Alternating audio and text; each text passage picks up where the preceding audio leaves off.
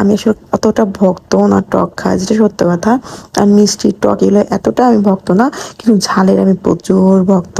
তো এখানে এগুলো সুন্দরভাবে ওরা ইয়ে করে নিল, মানে এরাই খাবে কি, আমি জাস্ট একটু মানে চেটে দেখছি কেমন হয়েছে। আমার অতটাও ভালো লাগে না টক বেশি হলে। তো আম মাখানো তো বছরের মাখানো তো খেতে তো হবেই। আর আম মাখাতে মাখাতে জানি না, আব্বুর কথা আমার ভীষণ মনে আসতেছিল যে সে থাকলে তো একদম কি বলবো।